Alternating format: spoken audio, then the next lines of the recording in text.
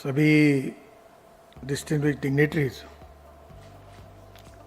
भाई और बहनों, मुझे बहुत खुशी है कि बहुत इम्पोर्टेंट इशू पर सीआईआई ने जो कन्वेंशन आयोजित किया है वो हमारे फ्यूचर से रिलेटेड है। Futuristic vision for development and futuristic technology is very important as far as the development of that country is concerned। और इसलिए मुझे लगता है कि ये बहुत ही इम्पोर्टेंट सब्जेक्ट भविष्य के लिए है। दूसरी इम्पोर्टेंट चीज़ मैं पहले आपको बता देना चाहता हूँ ताकि आपको ये ना लगे कि किसी का भला करने के लिए बायोफ्यूल की शुरुआत कर रहे हैं। ये कोई आप मेहरबानी मत करिए। मैं आपको ये कहने वाला हूँ कि इकोनॉमिकली मोस्ट वायबल और एडवांटेज स्थिति में है, इसलिए प्रॉफिट कमाने का धंधा इसमें चाहिए। इन एनी प्रोजेक्ट हमको चार बातें जरूरी होती है: proven technology, economic viability, availability of raw material and marketability of the finish product. अब बायोफ्यूल में जो परिस्थिति है वो फॉसिल फ्यूल और बायोफ्यूल के बाद जो इकोनॉमिक्स है उसका आप पहले एनालिसिस करिए। तो पहली बात है कि it's import substitute, cost effective, pollution free और इंडिजिनियस। तो पहली बात तो हर बायोफ्यूल इकोनॉमिकली वायबल है। अगर आप सही टेक्नोलॉजी अगर चुनते हैं तो देश के पर्यावरण की रक्षा तो हमको करनी है, पर पर्यावरण बचाने के लिए कोई सोशल सर्विस करके आप करिए, ये मैं नहीं कहने वाला हूँ। ये पहली बात थी, इकोनॉमिकली वायबल है। हमारे यहाँ 5 ton of rice straw is giving 1 ton of CNG, 5 to 6। Cotton straw 15 ton of cotton straw giving 1 ton of bio CNG। तो हमें और अध्ययन करना पड़ेगा कि जिससे कौन सा बायोमास है जो हमको सस्ते में मिल सकता है। और मेरा इसमें जो कहना है, जो सबसे अच्छा फील्ड है वो है म्यूनिसिपल सॉलिड वेस्ट। और इसको सेग्रीगेट करके ग्लास, मेटल और प्लास्टिक बाहर निकालकर इसमें से बायोडाइजेस्टर में डालकर मीथेन निकालकर फिर बायो CNG तैयार होता है। अभी पंजाब और हरियाणा में पराली जलाते, अभी यही समय है। बीच में मैं हेलीकॉप्टर से जा रहा था तो काफ़ी जगह जल रही थी। तो सबसे बड़ा प्रॉब्लम यही है कि इसको स्टोरेज करना। जो पानीपत में इंडियन ऑयल ने प्लांट डाला है वो पराली से 1 lakh liter bio ethanol, 150 ton bio bitumen और करीब 88,000 ton per year bio aviation fuel, sustainable aviation fuel अब तैयार कर रहे, प्लांट शुरू हो गया। अभी CNG और इथेनॉल तो बात है, पर सबसे और अलग अलग बातें टेक्नोलॉजी डेवलप हो रही है। सेंट्रल रिसर्च रोड ऑर्गेनाइजेशन ने ये जो CNG तैयार होता है इसमें से जो लिग्नेंट तैयार होता है वो बिटुमिन में डालकर हम लोग बिटुमिन के इंपोर्ट को कम कर सकते हैं। हमारे बिटुमिन का टोटल रिक्वायरमेंट करीब 100 लाख टन है। 50 लाख टन हमारी रिफाइनरी की कैपेसिटी है और 50 लाख टन हमारा इंपोर्ट है। हमारे डिपार्टमेंट में हम ज़्यादा, सबसे तो मेरे डिपार्टमेंट में कंज्यूम करता होगा। तो अभी हमने ये तय किया है कि 7% प्लास्टिक और 15% यूज रबर टायर जो है, जो यूज़ किए गए उसकी पाउडर निकालकर उसको हम अलाउ करें। और मैंने अभी ऑयल कंपनी के चेयरमैन को भी बुलाया है कि ये जो आपका पराली से, बायोमास से CNG तैयार होता है इसमें लिग्नेंट भी निकलता है। अब मैं उसका भाव डिक्लेयर नहीं कर रहा हूँ, अदरवाइज वो मीडिया वाले को, मेरे को अधिकार नहीं उसका। पर 50 रुपये अगर बिटुमिन का भाव है तो 30 रुपये या 35 रुपये भी मिलेगा तो भी ऑयल इंडिया ऑयल रिफाइनरी को ये फायदे का है, क्योंकि 50 रुपये उसका अभी भाव ज़्यादा बढ़ा है। और तो ये जो जितना आप लिग्नेंट तैयार करोगे ये भी ऑयल कंपनी खरीद सकती है। उसका रिसर्च सेंट्रल रिसर्च ऑर्गेनाइजेशन ने किया है।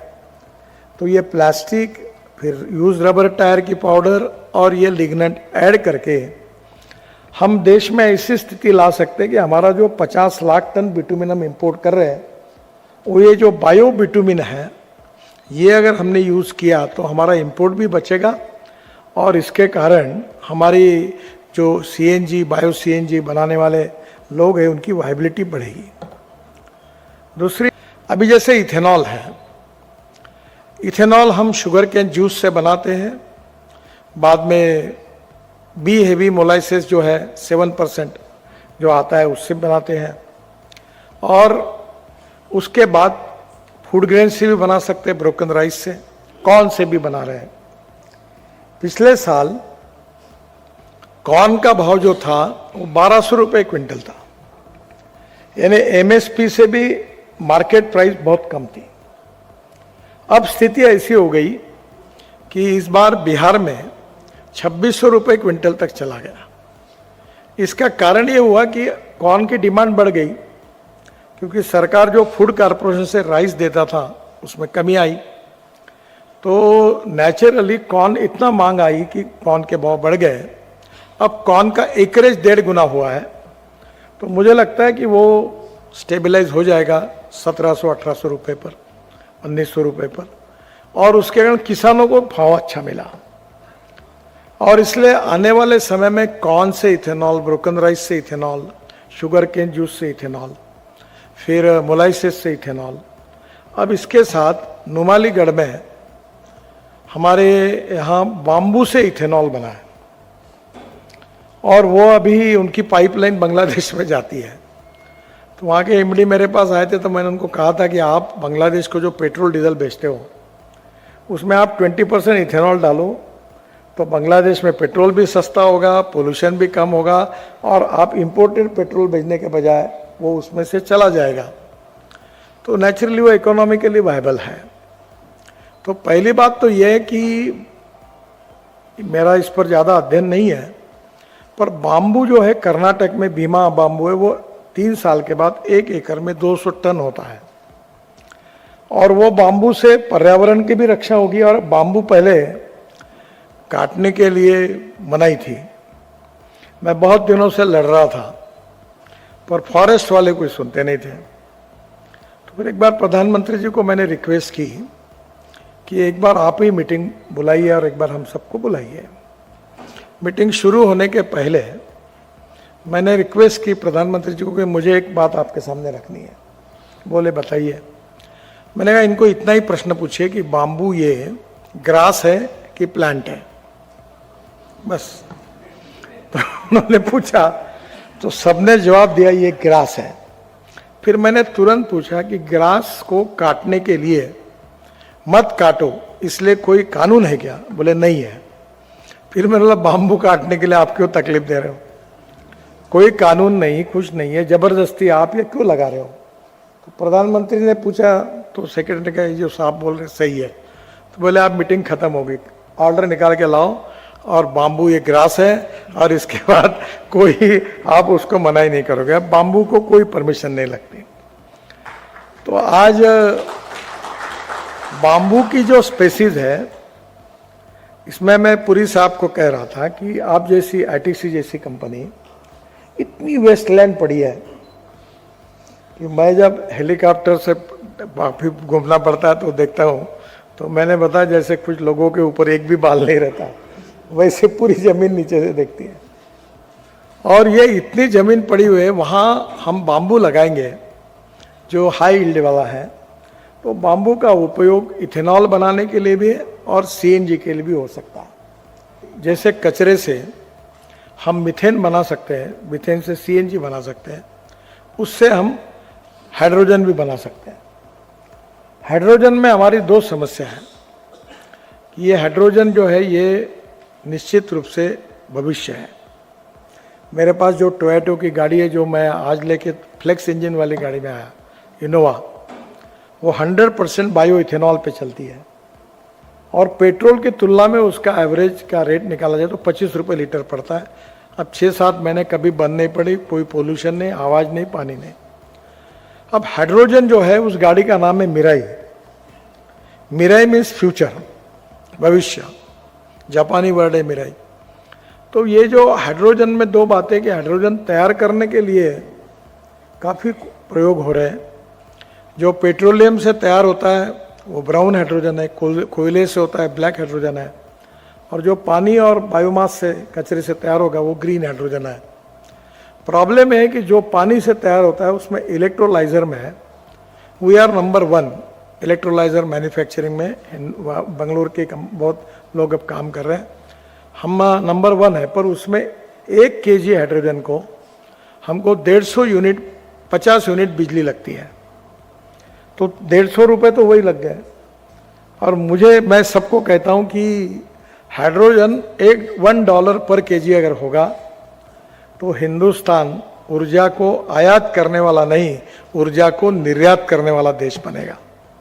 और इसलिए ये संभव उसी समय है कि हमारी कॉस्ट कैसे कम हो। इसमें काफ़ी काम चल रहा है, पर इसमें ट्रांसपोर्ट ऑफ हाइड्रोजन और ट्रांसपोर्ट और बाद में फिलिंग स्टेशन, फ्यूलिंग स्टेशन, इसमें प्रॉब्लम यह है कि उसकी कैपिटल कॉस्ट बहुत ज़्यादा लगती है। मैं सीआईआई को ये अनुरोध करूँगा कि इसमें जो अलग अलग प्रकार की इंडस्ट्री है उसका अध्ययन करके उसकी टेक्नोलॉजी देश में भी डेवलप हो और वर्ल्ड में जहाँ डेवलप हुई वहाँ से लाए, ताकि हम डायरेक्ट A to Z पूरा सोल्यूशन जब देंगे तो ही सक्सेस स्टोरी होगी। और इसलिए हाइड्रोजन, उसके बाद में ग्रीन हाइड्रोजन, बायो CNG और इथेनॉल, तीनों के बारे में ये आप ये 20, 30, 80 की बात छोड़ दो। अभी इंडियन ऑयल ने निर्णय किया है कि वो 400 पंप इथेनॉल के डालने वाले हैं। तो मैं कोशिश कर रहा हूँ कि जहाँ पंप डिक्लेयर हुए हैं, कर्नाटक, तमिलनाडु, उत्तर प्रदेश और महाराष्ट्र, 4 राज्यों में इथेनॉल प्रोडक्शन बढ़ा है, तो वहाँ पहले इथेनॉल के पंप शुरू हो। और इथेनॉल के पंप और CNG, अब CNG के भी करीब 475 प्रोजेक्ट है इन प्रोसेस में, और 51 प्रोजेक्ट शुरू हो गए। अगर ये प्रोजेक्ट जो होंगे ये शुरू होंगे, अभी भी जो अनुमान पंजाब हरियाणा में आया है कि 20% परली यूज़ हुई है, पर 80% भी जल रही है। तो जो राइस स्ट्रॉ परली अवेलेबल है उसमें जैसे ये प्रोजेक्ट आएंगे तो परली में वैल्यू क्रिएट हो जाएगी। अब 2000-2500 रुपये टन, और हरियाणा की सरकार तो उसके ऊपर सब्सिडी भी देती है। तो नेचुरली मुझे लगता है कि आने वाले समय में 1-2 साल में परली जलना बंद हो जाएगा तो दिल्ली का प्रदूषण कम हो जाएगा। और इसके साथ साथ जो प्रेसमड है जो शुगर फैक्ट्री में आता है, उस प्रेसमड से भी लोग बायो CNG बना रहे हैं। और आपको बहुत खुशी होगी कि हम पोटैश को इंपोर्ट करते हैं। अभी ये जो पेंट वॉश है, ये बॉयलर में जलाने के कारण, ये तरुण जी को पता है, शायद आपका भी होगा, ये पोटैश निकल रहा है अच्छे ग्रेड का। तो धीरे धीरे ये जो पेंट वॉश को बॉयलर में जलाकर जो पोटैश निकलेगा, तो हमको पोटैश भी इंपोर्ट करने की ज़रूरत नहीं पड़ेगी। यानी ये जो वैल्यू एडिशन है ये हमारे लिए और इकोनॉमिक वायबिलिटी को बढ़ाता है। मेरा आपको एक अनुरोध है कि आने वाले समय में एविएशन फ्यूल ये बहुत इम्पोर्टेंट सेक्टर है। अभी जब डावोस में चर्चाएं हुई तब फाइनल नहीं आया, पर लगभग ये चर्चा हुई कि 5% पेट्रोलियम एविएशन फ्यूल में बायोफ्यूल डालें। और मुझे लगता है कि बाय अप्रोप्रिएट टेक्नोलॉजी का उपयोग करके, ये मेरा गट फीलिंग है कि हम एविएशन फ्यूल जो पेट्रोलियम है उससे सस्ता बायो एविएशन फ्यूल बना सकेंगे। एक बात, इथेनॉल से क्या क्या हो सकता है इसके ऊपर भी बहुत रिसर्च चल रहा है। काफ़ी वैल्यू एडेड प्रोडक्ट्स हैं जो इथेनॉल से बन सकते हैं। इथेनॉल का एक्सपोर्ट हम श्रीलंका और बांग्लादेश में भी कर सकते हैं, जिसमें उनकी फ्यूल सस्ती होगी, पोल्यूशन कम होगा। जब पूर्व बांग्लादेश के प्रधानमंत्री दिल्ली आई थी तो मेरी बात हुई थी, तब मैंने उनको सुझाव दिया था, उनका आइडिया पसंद आई। फिर श्रीलंका के भी प्रधानमंत्री से मुझे मिलने का मौका मिला, उन्होंने कहा कि हमारी इकोनॉमी में फॉसिल फ्यूल के रेट बढ़ने के कारण बहुत अड़चन आई। तो मैंने कहा अब इलेक्ट्रिक बसेस, इलेक्ट्रिक पर जाइए, और ये जो पेट्रोल के लिए आप इथेनॉल का उपयोग करिए 26% तक, तो आपको कॉस्ट कम पड़ेगी। अभी डीजल में भी 15% इथेनॉल डालने के बारे में ऑलरेडी अध्ययन चल रहा है, हम उसको पुशअप करने की कोशिश कर रहे हैं, पर यह भी अब दूर नहीं है। तो इथेनॉल की डिमांड बहुत ज़्यादा है, आप में जितना दम होगा उतना इथेनॉल बनाओ। आपने कितना बनाया इसमें कोई मतलब नहीं है। मैं परसों प्रधानमंत्री जी के एडवाइज़र मेरे पास आए थे, तो मैंने उनको व्यक्तिगत रूप से सुझाव दिया कि आप क्यों रिस्ट्रिक्ट करते हो, 5 साल जिसको बनाना उतना बनाने दो, और ज़्यादा हुआ तो एक्सपोर्ट करने की परमिशन दो, लोग लेंगे। क्योंकि पेट्रोल और बाकी गैस इकोनॉमी की तुलना में, फॉसिल फ्यूल की तुलना में अगर इकोनॉमिक वायबिलिटी है, पोल्यूशन कम होगा तो दुनिया लेगी। तो इसलिए आने वाले समय में इसका ब्राइट इकोनॉमिक फ्यूचर है, और ये हमारे देश में सबसे इम्पॉर्टेंट इसलिए है कि हमारी टोटल जीडीपी ग्रोथ में 54 to 56% ग्रोथ जो आती है वो सर्विस सेक्टर से आती है, 22 to 24% मैन्युफैक्चरिंग सेक्टर से आती है, और 14% एग्रीकल्चर एंड अलाइड सेक्टर से आती है। अगर 22 लाख करोड़ का जो फॉसिल फ्यूल का इंपोर्ट है वो कम करके diversification of agriculture towards energy and power sector अगर संभव हुआ, और इसमें से 7-8 लाख करोड़ भी हमने रूरल एग्रीकल्चर इकोनॉमी में डाले गए, तो सबसे बड़ी इंपॉर्टेंट अचीवमेंट ये होगी कि हमारा एग्रीकल्चर ग्रोथ रेट 20% से ऊपर जाएगा। और वो अगर ऊपर गया तो गांव, गरीब, मजदूर, किसान का कल्याण होगा। जल, जमीन, जंगल और जानवर पर आधारित जो इकोनॉमी की बात हम कर रहे हैं उसमें बहुत बड़ा फायदा होगा। और इसलिए मेरा आप सबसे अनुरोध है कि बायोफ्यूल में इकोनॉमिक वायबिलिटी है। अभी जिस प्रकार से रेट बढ़ते जा रहे फॉसिल फ्यूल के, और जिस प्रकार की कठिनाइयों का सामना देश को करना पड़ता है, इसमें हमारे देश को आत्मनिर्भर बनाने के लिए हमको सबको इसका विचार करना पड़ेगा। मैं एग्रीकल्चर में ज़्यादा काम करता हूँ, मुझे किसानों में ज़्यादा काम करता हूँ, इसलिए मेरी इच्छा हर बात को डाइवर्सिफाई टू एग्रीकल्चर हो, ये मेरी कोशिश रहती है। हमारा किसान केवल अन्नदाता नहीं, अब ऊर्जादाता बन गया। ऊर्जादाता नहीं, ईंधन दाता बन गया। ईंधन दाता नहीं, अब वो हाइड्रोजन दाता बनेगा, बिटुमिन दाता बनेगा, और फिर उसके साथ धीरे धीरे गेहूँ, चावल और मक्के के साथ अगर ये चीज़ें आएगी तो किसान की प्रॉफिट, मार्जिन ऑफ प्रॉफिट बढ़ेगी। और ये जो बाय प्रोडक्ट है, बायोमास है, इसका वैल्यू एडिशन होगा तो गांव में रोजगार निर्माण होंगे, ग्रोथ बढ़ेगी। और इसलिए मुझे ऐसा लगता है कि निश्चित रूप से आने वाले समय में इकोनॉमिक वायबिलिटी के हिसाब से बहुत अच्छा फ्यूचर है। मैं 2004 से बोल रहा हूँ, पहले लोग तो पागल ही समझते थे, जो बोलते थे तो ये क्या बोल रहे, कैसे होगा, ये कुछ भी बोल रहे, ऐसा बोलते थे। फिर अभी धीरे धीरे अब लोग विश्वास रखने लगे। फिर मैंने एक बार विक्रम किर्लोस्कर सीआईआई के चेयरमैन थे, जो टोयोटो के चेयरमैन थे, बेचारे उनका देहांत हो गया। एक दिन मेरे पत्नी ने खाना खाते समय मुझे कहा कि पानी से हाइड्रोजन तैयार होगा और हाइड्रोजन से गाड़ियाँ चलती है, ऐसा आप बोलते हो, मैंने सुना यूट्यूब पर। अब मेरा ही विश्वास नहीं बैठता तो दुनिया का क्या विश्वास आपके ऊपर बैठने वाला।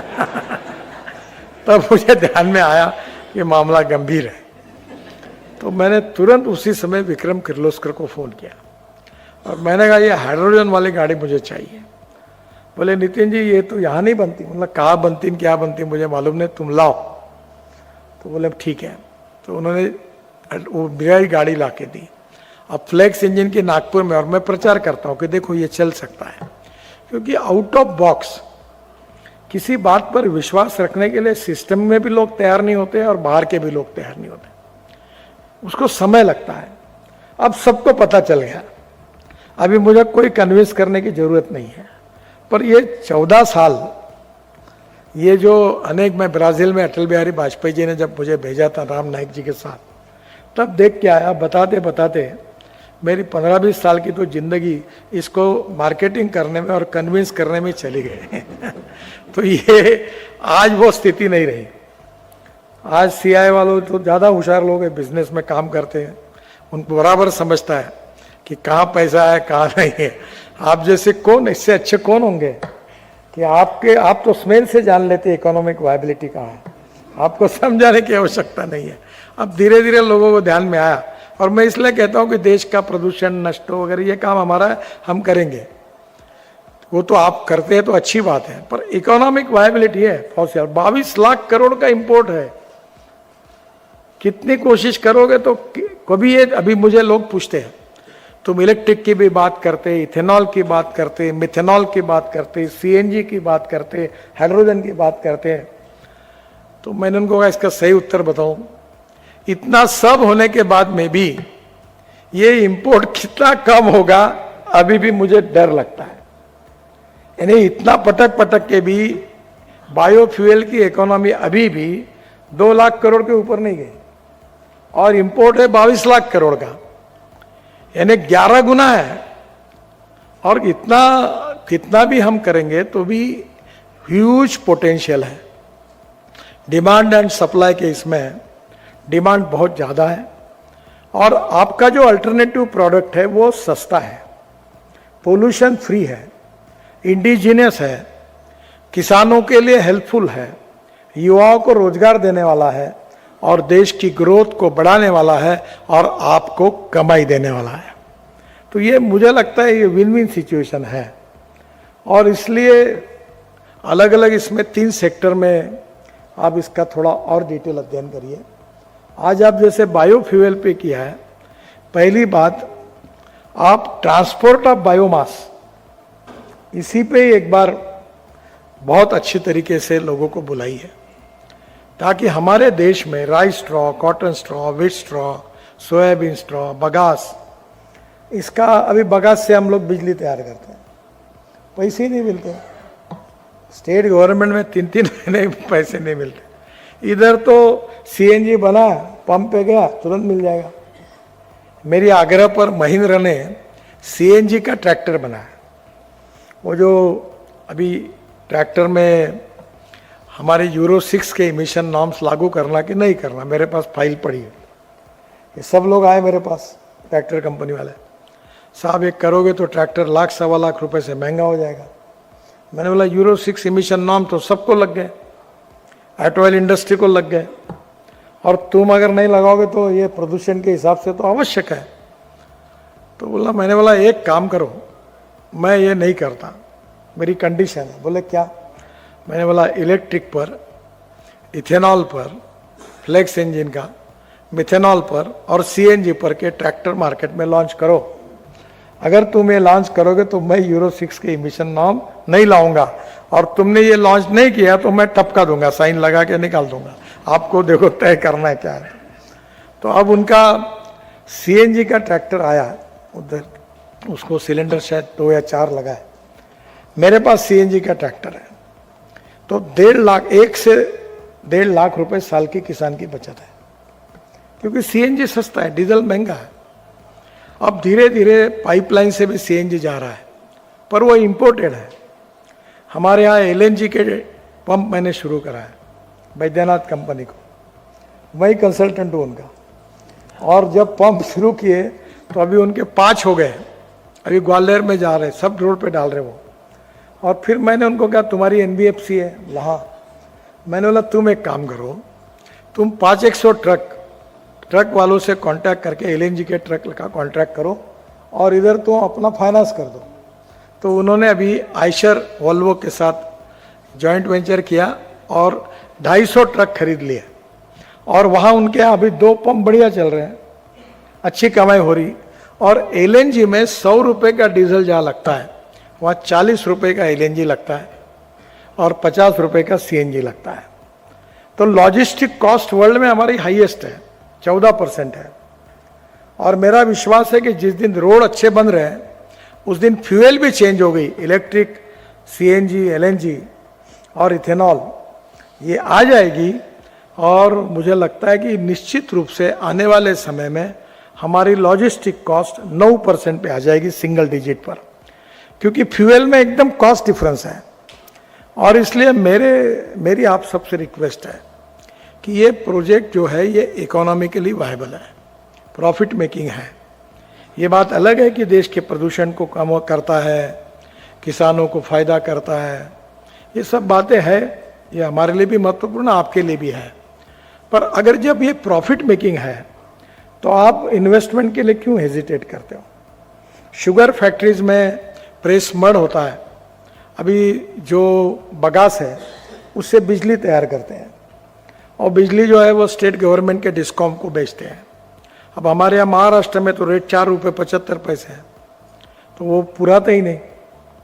और इसलिए आने वाले समय में शुगर का जब क्रशिंग बढ़ेगा तो बगास और प्रेस मड बायोडाइजेस्टर में डालकर बायो सीएनजी बनाना और बायो सीएनजी को बायो एलएनजी भी बनाना, तो ये तो डिमांड ही डिमांड है, तुरंत पैसा है।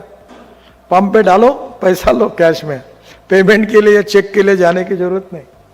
तो मुझे लगता है कि आने वाले समय में ये बहुत ही वाइब्रेंट इंडस्ट्री हो रही है, इसका फ्यूचर बहुत अच्छा है। हिंदुस्तान को आत्मनिर्भर भारत बनाना ये प्रधानमंत्री जी का सपना है, $5 ट्रिलियन की इकोनॉमी बनाना और विश्वगुरु बनाना और 3rd लार्जेस्ट इकोनॉमी वर्ल्ड की बनाना और ये आत्मनिर्भर भारत बनाना। जब तक ये 22 लाख करोड़ का इंपोर्ट कम नहीं होता तब तक ये हमारे लिए कठिन है।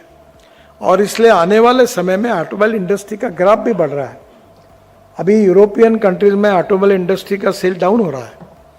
हमारे देश में मैं जब मंत्री बना तो इंडस्ट्री का साइज 7 लाख करोड़ था, अभी हमारे इंडस्ट्रीज का साइज हो गया करीब 15 लाख करोड़ और हमारा 4.5 करोड़ लोगों को जॉब देने वाली, देश को और राज्य सरकार और भारत सरकार को टैक्स के रूप में, जीएसटी के रूप में सबसे ज़्यादा टैक्स देने वाली ये इंडस्ट्री है, सबसे ज़्यादा एक्सपोर्ट करने वाली ये इंडस्ट्री है।